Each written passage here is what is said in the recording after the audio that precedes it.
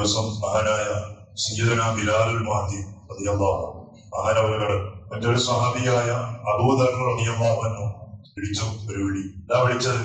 യബ്ന സൗദാ, ഓ കറുത്ത ഉമ്മാന്റെ മകനായ ബിലാലെ എന്നൊരു വിളിയാണ്. ബിലാൽ റളിയല്ലാഹു കറുത്തിട്ടാണ്. അബൂദർ റളിയല്ലാഹു ഭയങ്കര വെളുപ്പാണ്. അപ്പൊ വെളുത്ത അബൂദർ റളിയല്ലാഹു അൻഹു കറുത്ത ബിലാൽ റളിയല്ലാഹുവിനെ കറുപ്പൻ എന്ന് വിളിച്ചതല്ല.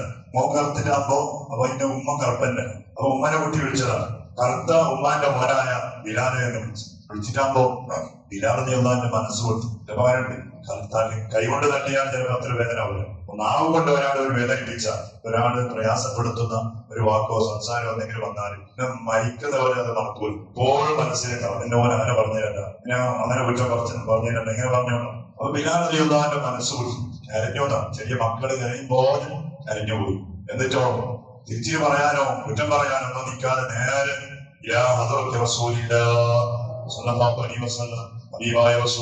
തങ്ങളുടെ അടുത്ത് പോയിട്ട് കരഞ്ഞുകൊണ്ട് പറഞ്ഞു, യോ നബിയേ, എന്റെ കൂട്ടുകാരനായ അബൂദർ എന്നൊരു വിളി വിളിച്ചു നബിയേ. ആ വിളി എന്റെ മനസ്സിന് വല്ലാതെ വേദന ഉണ്ടാക്കിയ നബിയെ. സയ്യിദുനാ ബിലാലുൽ മുഅദ്ദിൻ റളിയല്ലാഹു അൻഹു തങ്ങളോട് പോയിട്ട് കേസ് പറഞ്ഞു. ഭയങ്കര ബേജാറായി നബി. എന്റെ കൂട്ടുകാരനായ അബൂദർ എന്നെ വിളിച്ചു. എന്താ വിളിച്ചത്? യബ്ന സൗദാ, കറുത്ത ഉമ്മാന്റെ മോനായ ബിലാലെ. ഹബീബായ സ്വല്ലല്ലാഹു അലൈഹി വസല്ലം തങ്ങൾ കേസ് തീർക്കണ്ടേ? കോടതിയാണ്, സുപ്രീം കോടതിയാണ് ഹബീബായ സ്വല്ലല്ലാഹു അലൈഹി വസല്ലം. ഇതിനേക്കാൾ വലിയ കോടതി ഇല്ല, ഇനി വരാനില്ല, വന്നിട്ടില്ല. ഇതിമാനായ അമീനായ ആദിലായ അതിനായ മുഹമ്മദ് റസൂലുള്ളാഹി സ്വല്ലല്ലാഹു അലൈഹി വസല്ലം തങ്ങൾ അബൂദർ തങ്ങളെ വിളിപ്പിച്ചു. വന്നപാട് അബൂദർ റളിയല്ലാഹു അൻഹുവിനോട് ഹബീബായ തങ്ങളോട് തങ്ങൾ അബൂദർ റളിയല്ലാഹു അൻഹുവിനോട് ഒരു ചോദ്യം. യാ അബൂദർ, അഫീക ശൈഉൻ ബിൽ ജാഹിലി മിനൽ ജാഹിലിയ്യ, എന്താ അബൂദറിന്റെ ജാഹിലിയ്യത്തിന്റെ പലതും നിന്റെ ഉള്ളിൽ ഇപ്പോ ഉണ്ടല്ലോ എന്ന് ചോദിച്ചു. ഇസ്ലാം ജാഹിലിയ്യത്ത് എന്ന് പറഞ്ഞാൽ ഇസ്ലാമിലേക്ക് കടന്നു വരുന്നതിന് മുമ്പുണ്ടായ ആ സ്വഭാവത്തിന്റെ ഒരു ഭാഗം, അത് അംഗീകരിച്ചില്ല, നിന്റെ ഉള്ളിൽ ഇപ്പോ ബാക്കിയല്ലോ.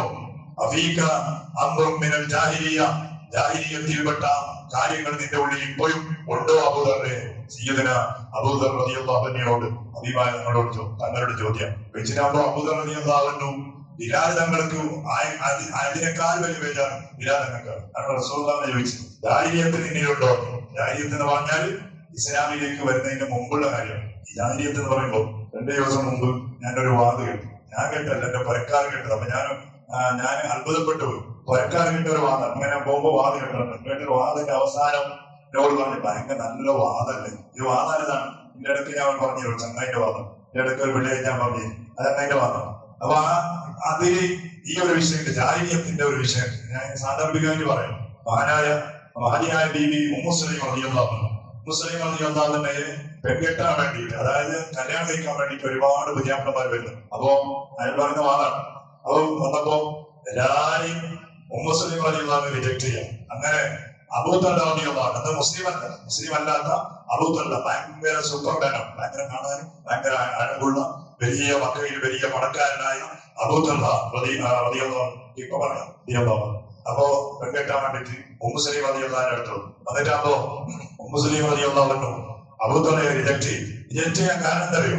കാരണം ഈ വാദിന്റെ വാദം പറയുന്ന ചങ്ങായി പറഞ്ഞു, അബൂതൽഹ നിന്റെ ജാഹിലിയ്യത്തുണ്ട്. അബൂതൽഹ ജാഹിലിയ്യത്ത് കൊണ്ട് പറയാം, നീ ജാഹിലിയ്യത്ത്, പിന്നെ നീ ഒരുപാട് മഖബറ സിയാറത്ത് ചെയ്യുന്ന ആളാണ്, നിന്നെ ഏലസ് കെട്ടിയിട്ടുണ്ട്, ഉറുക്കു കെട്ടിയിട്ടുണ്ട് നീ. അപ്പൊ ഇതെല്ലാം ഇത് ജാഹിലിയ്യത്താണ്. ഇതൊക്കെയും മാറ്റി വന്നാലേ നിന്നെ ഞാൻ സ്വീകരിക്കുള്ളൂ. ഉമ്മു സലീമ റളിയല്ലാഹു അൻഹ പറഞ്ഞു. ഈ ചങ്ങായി പറയും, ഈ കുറെ മഖബറ സിയാറത്ത് ചെയ്യുന്നുണ്ട്, നമ്മുടെ മേലിൽ വെച്ച് കെട്ടാണ് സുന്നികൾ ചെയ്യുന്ന പരിപാടി പറയാം. ഞാൻ ചോദിക്കുന്നത്, അപ്പൊ മക്കത്ത് ഏത് മഖബറാണ് ഉള്ളത് എന്റെ മനസ്സിലുണ്ട്. അപ്പൊ മക്കയിലുള്ള മഖബറ ഏതാണ്? ഒന്ന് നിന്റെ കുറെ ഏലസ് ഉണ്ട്, അതെല്ലാം നീക്കി വരണോ? ഏലസ് കെട്ടിയിട്ടുണ്ട്. അപ്പൊ ഈ ചങ്ങായി പറയാം, അബൂതൽഹ ഭയങ്കര ബേജാറായി. പോയിട്ട് റസൂലുള്ളാഹി തങ്ങളുടെ അടുത്ത് പോയിട്ട് അബൂതൽഹ ചോദിച്ചത്, അല്ല നബിയെ, എന്നിൽ എന്താ നബിയെ, എന്റെ ജാഹിലിയ്യത്ത് ഉണ്ട് എന്നാണ് എന്നെ ഉമ്മു സലീമ റിജക്ട് ചെയ്തത്, എന്നിൽ എന്താ ഉള്ളത് നബിയെ ജാഹിലിയ്യത്ത്? റസൂലുള്ളാഹി പറഞ്ഞു, നീ കുറെ മക്കളെ ത്യാഗം ചെയ്യുന്നുണ്ട്, നീ കുറെ ഉറുക്ക് കെട്ടിയില്ലേ? അതാണ് സത്യത്തിൽ എന്താ? അന്ന് അബൂതൽഹ മുസ്ലിം തന്നെയല്ല. ഉമ്മു സലീമ റളിയല്ലാഹു അൻഹ പറഞ്ഞെന്തിനാ? നീ ഇസ്ലാം സ്വീകരിച്ചു വന്നാൽ നിന്നെ സ്വീകരിക്കാനാണ്. എന്നിട്ട് അതേ ചങ്ങായി പിന്നെ പറയുന്നുണ്ട്, പിന്നെ മുസ്ലിമായിട്ട് അബൂതൽഹ ഉമ്മു സലീമ റളിയല്ലാഹു അൻഹയുടെ അടുത്തെത്തി, എത്തിയിട്ടാകുമ്പോ ഉമ്മു സലീമ റളിയല്ലാഹു അൻഹ അബൂതൽഹയെ സ്വീകരിച്ചു എന്നാണ്. അപ്പൊ അബൂതൽഹ ചോദിച്ചത്രേ, ഉമ്മു സലീം, നിനക്ക് ഞാൻ എന്താ മഹർ തരേണ്ടത്? ആരോട് നടക്കും? ആരാണ് വേണ്ടി ഗവൺമെന്റ്? എന്താ അബൂസലീമെ നിനക്ക് ഞാൻ മാല തരണ്ടേ? അപ്പൊ അബൂസലീം മറുപടി, അബൂതല്ല ഒന്നും വേണ്ട, നീ ഈമാൻ സ്വീകരിച്ചല്ലോ, നീ ഇസ്ലാം സ്വീകരിച്ചല്ലോ, അതന്നെ നിന്റെ മഹറായിട്ട് ഞാൻ ഏറ്റെടുത്തിട്ടുണ്ട്, വേറെ മഹർ തരണ്ട. മുഅ്മിനീങ്ങൾ, ഇത് എന്റെ ഉള്ളിന്റെ അവസ്ഥയാണ്. അപ്പൊ ഇങ്ങനെ പറഞ്ഞു, ഞാനെ തിരുത്തി കൊടുത്ത്. അപ്പൊ മറ്റുള്ള പറയുന്ന അവസ്ഥ എന്താ? ഈ വാദം കേട്ടിട്ട് അത് ഉൾക്കൊള്ളത്. ഞാൻ ചോദിക്കുന്നത്, അന്ന് എന്താണ്?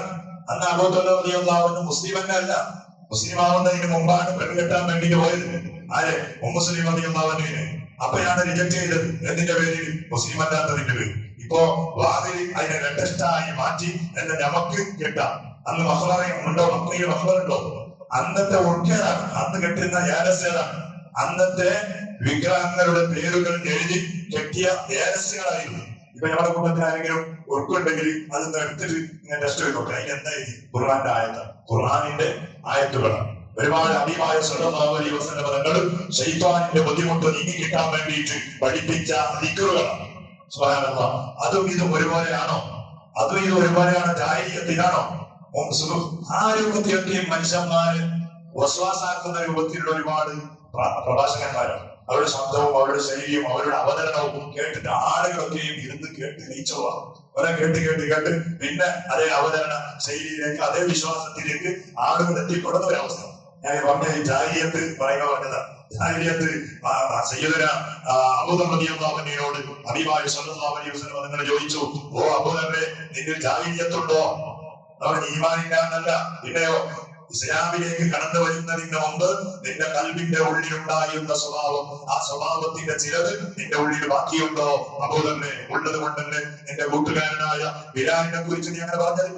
കറുത്ത ഉമ്മാന്റെ മോനായ ബിലാല് എന്ന് വിളിച്ചത് അതുകൊണ്ടല്ലേ? മഹാനായ സയ്യിദുന അബൂദർ റളിയല്ലാഹു അൻഹു പൊട്ടിക്കരഞ്ഞു. എന്നിട്ട് ഹബീബായ തങ്ങളുടെ അടുത്ത് ഇറങ്ങി ബിലാലിനെ അന്വേഷിച്ചുകൊണ്ട് അങ്ങനെ ബിലാൽ റളിയല്ലാഹു അൻഹു കിട്ടി. ഇപ്പോൾ മഹാനായ അബൂദർ റളിയല്ലാഹു അൻഹു ചെയ്ത പണി എന്തറിയോ? നേരെ പോയിട്ട് മഹാനായ ബിലാൽ റളിയല്ലാഹു അൻഹുവിന്റെ കാല് പിടിച്ചു. എന്നിട്ട് ചെറിയ മക്കൾ ഭൂമിയിൽ കിടക്കുമ്പോൾ അബൂദർ റളിയല്ലാഹു അൻഹു ഭൂമിയിൽ കിടന്നു കൊടുത്തു. എന്നിട്ട് മഹാനായ ബിലാൽ തങ്ങളുടെ കാല് പിടിച്ചിട്ട് അബൂദർ റളിയല്ലാഹു അൻഹു പറഞ്ഞു, ബിലാലെ, നിന്റെ ഈ കറുത്ത കാലുകൊണ്ട് എന്റെ ഈ വെളുത്ത കവളിൽ നീ ചവിട്ടാത്ത കാലത്തോളം ഈ ഭൂമിയിൽ നിന്ന് ഞാൻ എനിക്കൂല ബിലാലെ. സയ്യിദുനാ ബിലാൽ റളിയല്ലാഹു അൻഹുവിനോട് അബൂദർ തങ്ങൾ പറയാ, ബിലാലെ, നിന്റെ ഈ കറുത്ത കാലുകൊണ്ട് എന്റെ ഈ വെളുത്ത കവളിൽ നീ ചവിട്ടുന്നത് വരെ ഞാൻ എനിക്കൂല ബിലാലെ. മഹാനായ ബിലാൽ തങ്ങൾ പറഞ്ഞു, അബൂദറെ, നിനക്ക് ഞാൻ പൊരുത്തപ്പെട്ട് തന്നിട്ടുണ്ട്, പക്ഷെ ഞാൻ നിന്നെ ചവിട്ടൂല. എന്റെ കാല് കൊണ്ട് നിന്നെ ഞാൻ ചവിട്ടൂല. ഞാൻ അത് പഠിച്ചിട്ടില്ല അബൂദറെ, അതുകൊണ്ട് നിങ്ങൾ എനിക്കണോ? ഒറ്റ കരച്ചിലാണ്. ഇല്ല ബിലാലെ, ഞാൻ എനിക്കൂല. അങ്ങനെ വളരെ നേരം മഹാനായ ബിലാൽ റളിയല്ലാഹു അൻഹു ചരിത്രം പറയുന്നവന് ബിലാൽ റളിയല്ലാഹു അൻഹു അവിടുത്തെ കാലുകൊണ്ട് അബൂദർ തങ്ങളുടെ കവലിലേക്ക് ഒന്ന് ഇങ്ങനെ സ്പർശിച്ചു. നോക്കിയതല്ല, ഒന്ന് സ്പർശിച്ചു. എന്തിനു വേണ്ടി? അബൂദറിനെ ഒന്ന് സംതൃപ്തിപ്പെടുത്താൻ, അബൂദറിനെ ഒന്ന് സമാധാനപ്പെടുത്താൻ. എന്നിട്ട് മഹാനായ അബൂദർ റളിയല്ലാഹു അൻഹു എണീച്ചിരുന്നു. ഇതൊക്കെ എന്തിനാ ചെയ്തെന്തിനാ? ബിലാലിനെ ഉപകരണങ്ങളെ കുറിച്ച് പറഞ്ഞു. എന്താ? വിറക് വിറ്റു, ഉള്ളിലുള്ള ശൈത്താനും കിബിരിയത്തും നീക്കാൻ വേണ്ടി. അതുപോലെ അബൂദർ റളിയല്ലാഹു അൻഹു, എന്റെ ഉള്ളിൽ ഞാൻ വെളുത്തവനും ഞാൻ ഭയങ്കര ആളും എന്നൊരു ധാരണ എന്റെ ഉള്ളിലുണ്ട് ബിലാലെ, അതൊന്ന് നീങ്ങിപ്പോകട്ടെ. നിന്റെ കാലുകൊണ്ടൊന്ന് ചവിട്ടൂ, നിന്റെ കറുത്ത കാലുകൊണ്ട് എന്റെ വെളുത്ത കവലിലേക്ക് ഒന്ന് ചവിട്ടൂ. അങ്ങനെ കാലുകൊണ്ടൊന്ന് സ്പർശിച്ചതിന് ശേഷമേ മഹാനായ ബിലാൽ റളിയല്ലാഹു അൻഹു എണീച്ചിരുന്നു. അബൂദർ റളിയല്ലാഹു അൻഹു എണീച്ചിരുന്നു. അത്രത്തോളം ഒരു തെറ്റ് ചെയ്യുമ്പോ ആ തെറ്റിനെ കുറിച്ചുള്ള ഇസ്തിഗ്ഫാറും പാപമോചനയും തൗബയും അവർ ചെയ്തു വാങ്ങിയവരായിരുന്നു. ധാരാളം തസ്ബീഹുകൾ, തഹ്മീദുകൾ, ഇസ്തിഗ്ഫാറുകൾ അവരുടെ ജീവിതത്തിൽ അവർ ചെയ്തു. ആ ഒരു ദൗത്യമാണ് ഖിയാമത്ത് നാൾ വരെ വരുന്ന ഖുർആൻ ഏറ്റെടുത്ത ആളുകളോട് അല്ലാഹു തആല പറയുന്നത്, നിങ്ങളും തസ്ബീഹ് ചൊല്ലൂ, നിങ്ങളും തഹ്മീദ് ചൊല്ലൂ, നിങ്ങളും ചെയ്ത പാപങ്ങളെ കുറിച്ച് അല്ലാഹുവിലേക്ക് തൗബ ചെയ്ത് മടങ്ങൂ എന്നതാണ്. അല്ലാഹു നമുക്ക് തൗഫീഖ് ചെയ്യട്ടെ. ഇവിടെ പാപങ്ങൾ അല്ലാഹു പൊറുത്തു തരട്ടെ. ഇങ്ങനെയുള്ള വാദങ്ങളൊക്കെ ഇങ്ങനെ നമ്മുടെ ജീവിതത്തിൽ ചിലപ്പോൾ കേട്ടുപോകും. കേട്ടാൽ അതിനെ ഒറ്റടിക്ക് വിലയിരുത്തണം. നമ്മുടെ സമസ്തയുടെ ആലിമീങ്ങൾ, മഹാന്മാരായ ആലിം ഉലമാക്കൾ പറഞ്ഞതിനെതിരായി ആരെങ്കിലും പറയുന്നുണ്ടെങ്കിൽ അതിന്റെ സംശയങ്ങൾ അറിയുന്ന ആളുകളോട് അത് പറഞ്ഞ് ക്ലിയറാക്കണം. അല്ലാതെ നമ്മുടെ ആലിമികളൊന്നും പൊട്ടമാകുന്നതല്ല. അല്ലെ, ഇത്ര വലിയ കാര്യങ്ങൾ പഠിച്ചോ? ഞാൻ പറഞ്ഞില്ല, ബഹുമാനപ്പെട്ട ഉള്ളാളത്തങ്ങൾ 33-35 കൊല്ലങ്ങൾ പഠിച്ചിട്ടുണ്ട്, ദർസ് പഠിച്ചിട്ടുണ്ട്. അങ്ങനെയുള്ള മഹാന്മാർ വേണമോ? അങ്ങനെയുള്ള ആലിമ്യങ്ങൾ ബാക്കോ ഇത്തരത്തെ പഠിച്ചിട്ട് ഉഷാറായിട്ട് വന്ന ആളുകൾ ഒന്നും പഠിക്കാതെ ഏതെങ്കിലും ഡിക്ഷണറിയോ അല്ലെങ്കിൽ യൂട്യൂബോ അല്ലെങ്കിൽ മറ്റുള്ള പുസ്തകങ്ങളോ അതൊക്കെ നോക്കി വായിച്ച് ഇന്ന് പ്രവാസികന്മാരായി ഇറങ്ങിയ ആളുകൾ പറയുന്ന വാക്കുകൾ അത് സത്യമാണെന്ന് ഒരിക്കലും നമ്മുടെ മനസ്സിന് നാം വിലയിരുത്തൽ അതിനെക്കുറിച്ച് പഠിക്കാം. സ്വന്തമായിട്ട് പഠിക്കാനല്ല, പിന്നെ അറിയുന്ന ആളുകളോട് കേട്ട് പഠിച്ച് അതിനെ കുറിച്ച് വിലയിരുത്തണം. അപ്പേ നമുക്ക് സമാധാനം ഉണ്ടാവും. നമുക്ക് തൗഫീഖ് തരട്ടെ. നമുക്ക് അല്ലാഹു തന്ന ഈമാൻ അത് മരണം വരെ അല്ലാഹു നമ്മുടെ കൽബിൽ നിലനിർത്തി തരട്ടെ. നമ്മുടെ മുൻഗാമികളായ മഹാന്മാരായ ആലിമ്യങ്ങൾ, ചെറിയ ആലിമ്യങ്ങളല്ല, അവർക്കെയും അഭിവായ തങ്ങൾ വരെ ഉസ്താദായിട്ട് പാരമ്പര്യം സനത് ഹബീബായ തങ്ങളിലേക്ക് എത്തിപ്പെടുന്ന മഹാന്മാരായ ഉസ്താദന്മാരാണ്. അവർ പഠിപ്പിച്ച ദീനാണ് ഞങ്ങൾ ഇന്ന് കൊണ്ടുപോകുന്നതും ഞങ്ങൾ ഇന്ന് നമ്മുടെ ജീവിതത്തിൽ നാം നിലനിർത്തുന്നതും. ആ ദീനും മരണം വരെ നീ കാര്യമാക്കണേ അല്ലാഹ്. ഈമാൻ മരിക്കുന്നത് വരെ നിലനിർത്തണേ അല്ലാഹുവേ. മഹാന്മാരായ അബൂദർ റളിയല്ലാഹുവിന്റെ സ്വഭാവം എത്ര വലിയ സ്വഭാവമാണ്. ഒരു തെറ്റ് വന്നു, പക്ഷേ തെറ്റിനെ സമർത്ഥിച്ചതല്ല. അതിന്റെ പേരിൽ പടച്ചവനെ ആരെയാണോ വേദനിപ്പിച്ചത് അയാളുടെ പോയി മുന്നിൽ കെഞ്ചി അതിനുള്ള അർഹവും മാപ്പും ചോദിച്ച് വാങ്ങിയിട്ടുണ്ടെങ്കിൽ നമ്മുടെ ജീവിതത്തിൽ ഞങ്ങളും പലരെയും വേദനിപ്പിച്ചു പടച്ചവനെ. പലരുടെയും ദൈവത്തും നമീപത്തും ഫിത്നയും ഫസാദും പലതും പൊരുത്തപ്പെടാത്ത പലതും ഞങ്ങൾ പറഞ്ഞു നടന്നോ പടച്ചവനെ. ഞങ്ങൾക്ക് നീ മാപ്പ് തരണേ റഹ്മാനെ. ഞങ്ങൾ ആരെ കുറിച്ച് കുറ്റം പറഞ്ഞോ പറഞ്ഞ ആൾക്ക് നമുക്ക് വേണ്ടി മാപ്പ് തരാനുള്ള മനസ്സും അവർക്ക് നീ കൊടുക്കണേ കൊടുക്കണേ. അതല്ലാതെ ഇവിടെ ചെയ്ത അമലുകൾ മുഴുവനും നാലാമിന്റെ കോടതിയിലെത്തുമ്പോ നാം കുറ്റം പറഞ്ഞ ആളുകൾക്ക് വീതിച്ചു കൊടുക്കുന്ന ഒരു അവസ്ഥയിലേക്ക്, ഒരു ചുറ്റുപാടിലേക്ക് നീ എത്തിക്കണേ ചെയ്ത അമലുകൾ മുഴുവനും നീ കബൂലാക്കണേ.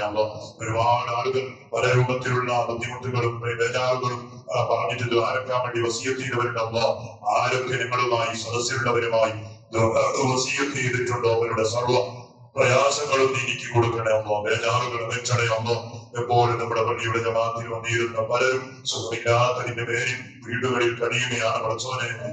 പള്ളിയിൽ വന്ന ഈ വാദത്തിന്റെ പ്രതിഫലം അവർക്ക് നീ നൽകണേ നീ നൽകണേ നീ നൽകണേ ആരോഗ്യം തിരിച്ചു കൊടുക്കണേ രോഗങ്ങൾ മാറ്റിക്കൊടുക്കണേ നമുക്ക് തന്നെ ആഫിയത്താകുന്ന നിയമത്ത് മരിക്കുന്നത് വരെ നിലനിർത്തണേ മറ്റും അധ്വാനിക്കുന്ന കുടുംബങ്ങളും ആഫിയത്തുള്ള ദീർഘായുസ് നൽകണേ നമ്മുടെ സദസ്സിലൊക്കെയും സ്ത്രീയുടെ ക്ലാസ്സിൽ ഇരുന്നിരുന്ന ചെറുപ്പക്കാരൻ രാത്രി ഗൾഫിൽ പോയി മനസ്സിൽ കരുതിയ കാര്യങ്ങൾ സാധിപ്പിച്ചു കൊടുക്കണ്ടോ, വർഗത്ത് നൽകണ്ട ഫൈലിന്റെ വഴി തുറന്നു കൊടുക്കണേ പടച്ചോനെ. എല്ലാ പ്രവാസികൾക്കും ഈ വലിയ സന്തോഷവും പ്രാപ്തി നൽകണേ പടച്ചോനെ. മരിച്ചുപോയ നമ്മുടെ കുടുംബങ്ങളുടെ പ്രവൃത്തി സ്വർഗമാക്കണേ മുഹമ്മദി സ്വല്ലല്ലാഹു അലൈഹി വസല്ലം. ഹസ്ബുനല്ലാഹു വനിഅമൽ വകീൽ നിഅമൽ മൗലാ വനിഅമൽ നസീർ. ഹസ്ബുനല്ലാഹു വനിഅമൽ വകീൽ نعم المولى ونعم النصير.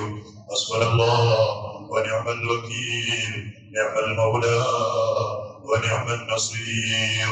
صلى الله على محمد صلى الله عليه وسلم. صلى الله على محمد صلى الله عليه وسلم. صلى الله على محمد صلى الله عليه وسلم.